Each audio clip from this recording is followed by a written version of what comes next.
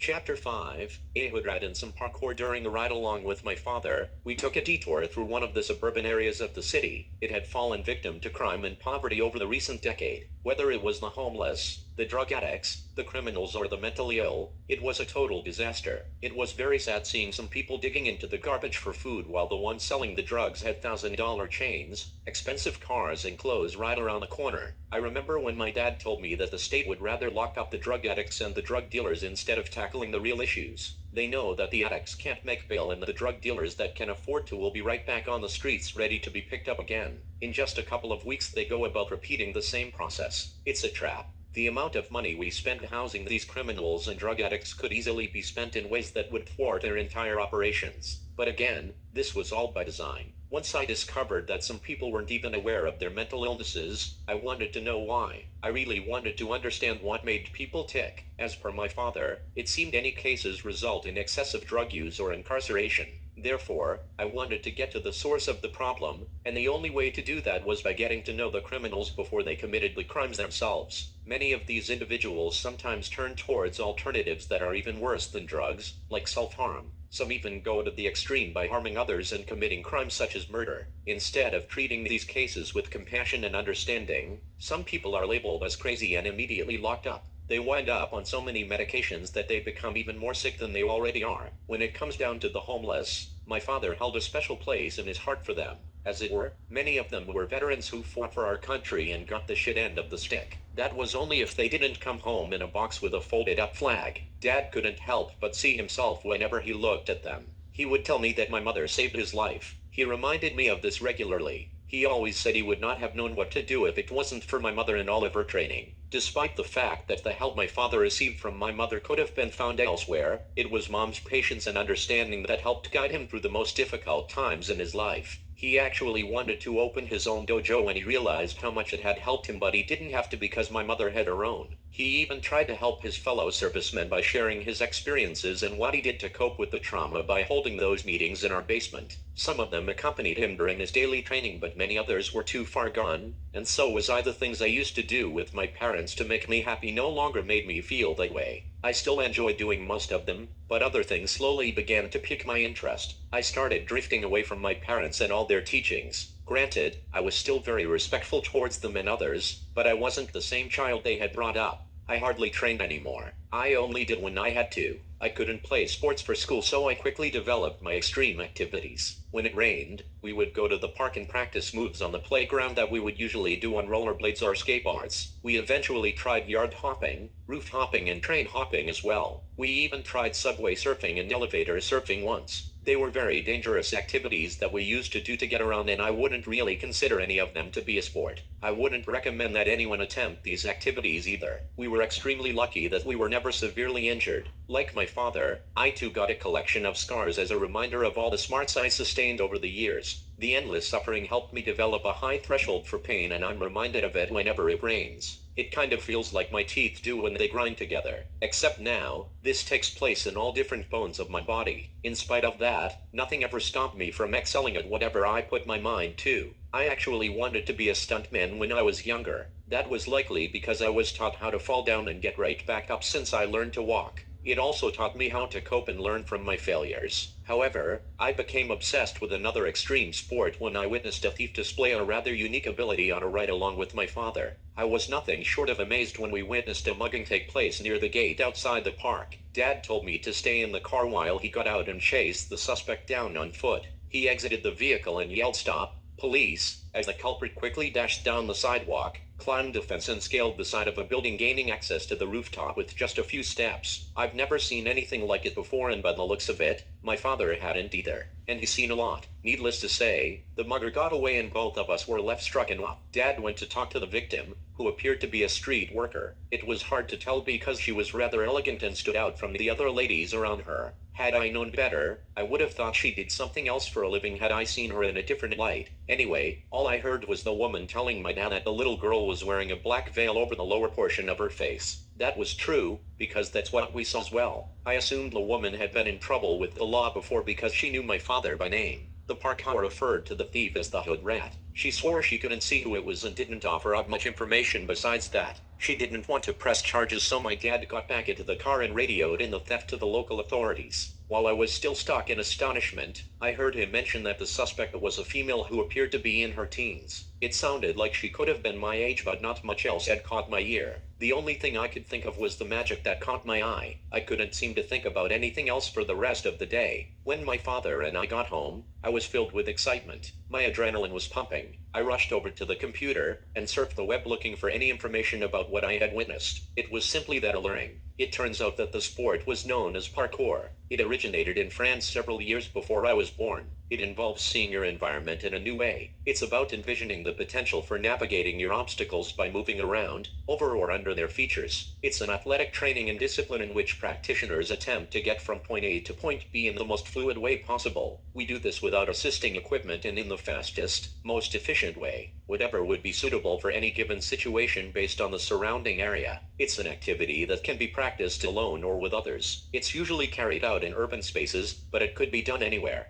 There was also another extreme sport that surfaced. It was referred to as free running. It was similar to parkour, and it came up as a result whenever I entered it into the computer's search engine. It was another athletic and acrobatic discipline. It can be considered either a sport, a performance art, or both. It's very similar to for which it derived from, but free running emphasizes artistry over efficiency and speed. The newfound art also involved interacting with physical obstacles in creative ways, such as climbing, jumping, or running. The obstacles may be purpose-built or may even be part of a pre-existing natural or man-made environment. The movements are usually adopted from other sports, such as gymnastics, tricking, or breakdancing. Free runners can also create their own moves in all different landscapes, and they usually practice parkour as well. While I was surfing the web, I also came across several videos online that were all about practicing parkour and more. A lot of what I saw I didn't think was even possible. I began to wonder why I was just hearing about it now. All I could think about was showing my friends what I experienced on that ride along with my father, even though I knew they wouldn't believe me. When I finally told them what I had seen, as expected, they thought I was lying. I couldn't hold it against them either. It sounded crazy to me too.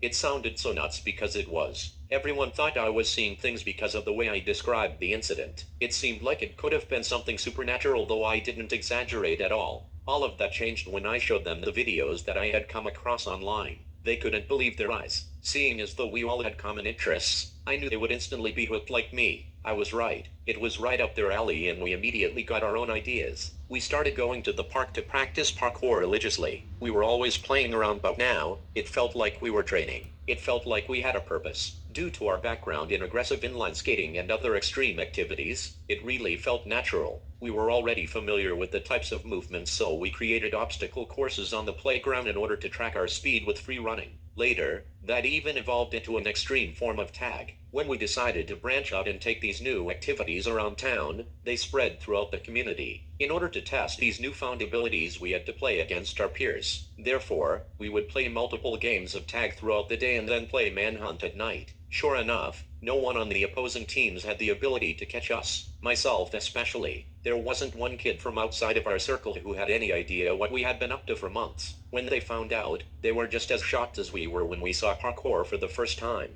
Not everyone was interested in the extreme, but that's what made it a good idea to test out our skills against the average athletes in town. We had all been training and learning together for months, so it didn't make any sense for us to keep practicing amongst ourselves. We eventually moved from park to park, suggesting random games of tag or manhunt because there wasn't much more we could learn from each other. We had to expand and find others who might have been partaking in the same practice in order to improve ourselves. We were always into parkour, but manhunt became more about speed and being able to evade capture by the opposing team. I don't want to brag, but I eventually became unstoppable in that area too. My father always said, anything worth doing is worth overdoing, and I believe that's why I've always been more passionate about everything I did. I used to dress in all black clothes from head to toe. I would wear a black pair of cargo pants and I had a hooded sweater to match. I had on my finest beanie and wore a do-rag of the same absence of color over my face, exposing nothing but my eyes. I even had a pair of split-toed tabas that I bought off the internet. They were good for flexibility, comfort, and stability. They had better traction and they came in black as well. I remember this one time we were playing a game of manhunt where I had just cut into an alleyway and ran into my neighbor's yard. I backed into a corner and sunk into the shadows. Someone from the opposing team ran right by me as I stood still and blended in with the abyss.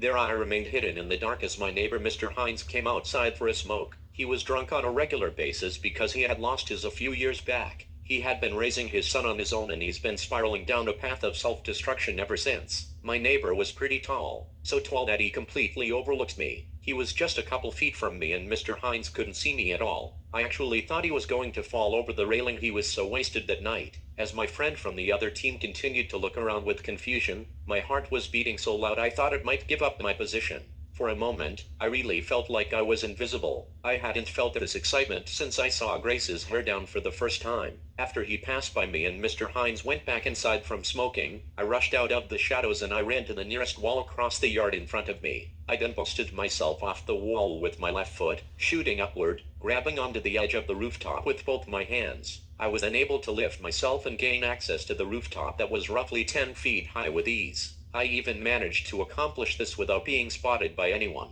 Back then, I was only about 130 pounds. I had a lot of stamina, strength, and agility. I was able to move swiftly and silently across most planes. I even began to study advanced silent techniques that I got from books I ordered at the local library. I studied these tactics on my own and I practiced them at home in whatever ways I could. I would even stick gum under the soles of my shoes, then creep around the house until I got it right. I wouldn't even attempt the skills on my friends if I couldn't get it to work on my parents first. Whenever we played or practiced, I wanted to be the best at everything we did. I kept looking for ways to improve in all areas of the sport. Neither of my parents knew that I had been going to play with my friends in the next town over, even though I had been going there since I met them. I suspected that they had an idea because I would take my bike out of the garage, but they never asked where I was taking it. I figured they thought I was playing with the same friends from grammar school, so I'm not certain they ever knew for sure. It wasn't until I got arrested for roof-hopping with my new friends one night that my parents realized there had been a slow disconnect. I was heading down the wrong path and it broke my parents' heart. Sure, it could have been a lot worse, but the fact I had been arrested brought my mother to tears. She felt like she failed as a parent and she didn't get over it for quite some time. My father didn't talk to me for almost 2 weeks too.